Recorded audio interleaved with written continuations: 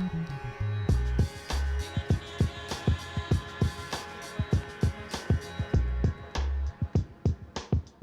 you. Michael, I think we've seen through Whole Foods is education of a different sort. Walmart is really instigating this whole idea of educating internally and getting buy-in in every level of the department. Now, I don't work for Whole Foods, but what I've certainly seen in purchasing food from Whole Foods is tremendous consumer education and outreach. To push back, just like I did with Rand, one of the criticisms that has come up has been through food journalist Michael Pollan, who said that Whole Foods has created an entire kind of pastoral scene of this amazing experience of food that is something that exists in marketing but doesn't exist throughout the sort of supply chain of the company. Can you address that a little bit and clarify? Well, it's interesting because Michael created essentially a wake-up call for Whole Foods. On one level, I will always take Michael to task because he never spoke to anyone at Whole Foods before he wrote that book. It was after, when he did his debate at Berkeley with John Mackey, that there was some understanding. John Mackey is the CEO of Whole Foods. Sorry, I forgot what room I'm in.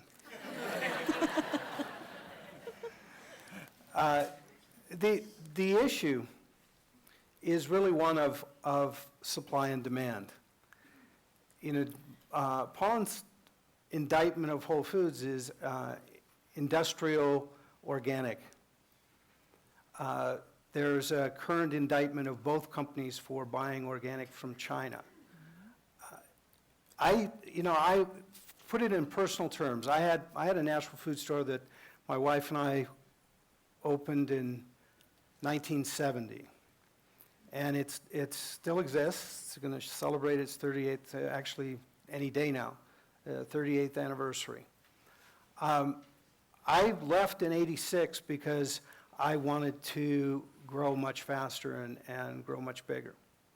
And the reason that I wanted to do that is because I wanted to bring natural and organic foods to the most people possible. The reason there is industrial organic is because that's the way it got done. It wasn't going to get done one little farm at a time. And if you look at it, if you take the indictment out of it, and we can get into talking about local production and food security and all of those things, which I support and work on,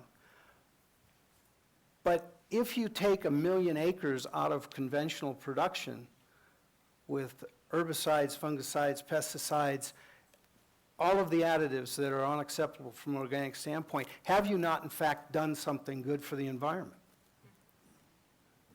So you've got to be careful with reading the indictment. When we opened our store, we used to buy berries out the back door in the San Fernando Valley, and great amount of our produce came. Well, all of us decided to pave the San Fernando Valley.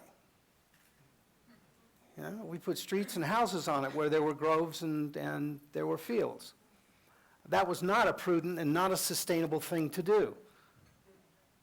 To pave some of the greatest agricultural land in the world is something that we're going to pay for dearly.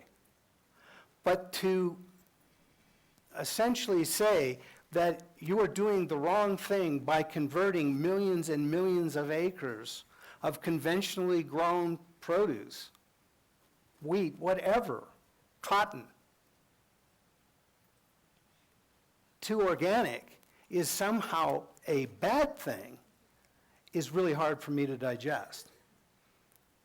Do we need to move to food security? Do we need to move to local? Absolutely.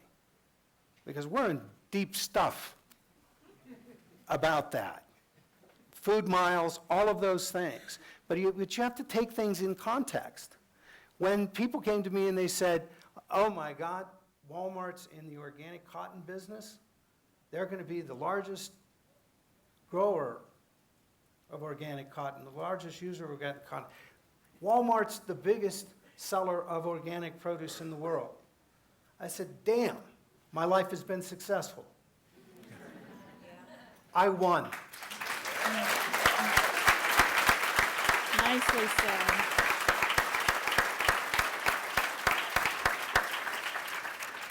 To push back a little bit, and then we'll move towards audience questions. One of the concerns that has come up is that if we grow complacent with the idea of getting our organic food from China, or becoming lax over standards because we are stressing the supply of, say, organic dairy or organic cotton, that we are not going to, that we are losing track of our supply chain and our levels of accountability because everything is not here but over there.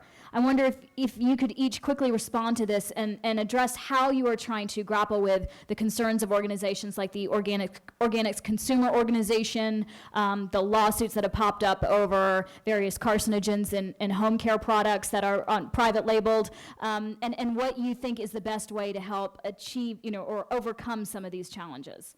Well, Michael, can we start with you, actually? Well, there was an article in the New York Times last week that was critical of organic in China. And for all of us, whenever we're buying anything, whether we're buying something personally to use or we're buying a product that we're going to sell in our stores, it's incumbent on us to understand where it came from.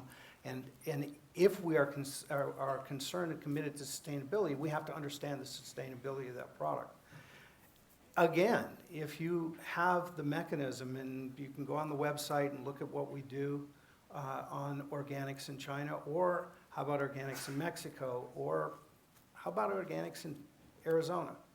It's the same game. The game does not change because it's in China. What you have to do is you have to do to your best ability to know that you're getting what you're labeling in your stores. And that's just what we have to do. That's what Wal Mart has to do. That's what Whole Foods has to do. That's what all of you have to do. And I guarantee you, when you start to peel your onion, you're going to find that there's a whole damn number of layers there. It isn't a simple thing. And I've been buying. I've been a buyer for 38 years. The more questions you ask, the more answers you get you don't want to hear. Okay, you allude to the lawsuit, Prop 65, which, by the way, you could probably sue all of you in the room on Prop 65 in California. Will you elaborate on what Prop 65 is? Prop 65 is a proposition in the process in California of ballot propositions that made the selling of a known carcinogen without notice to the consumer, I'm paraphrasing terribly, but against the law. Well, it was designed to get rid of highly toxic chemicals in the environment. We were sued last year for lead in balsamic vinegar. You would have to drink gallons of balsamic vinegar to reach any kind of toxicity levels on that. I'm not familiar with the newest lawsuit that my good friend Jerry Brown brought against Whole Foods. And I say that sincerely. I say, what the hell's up with Jerry?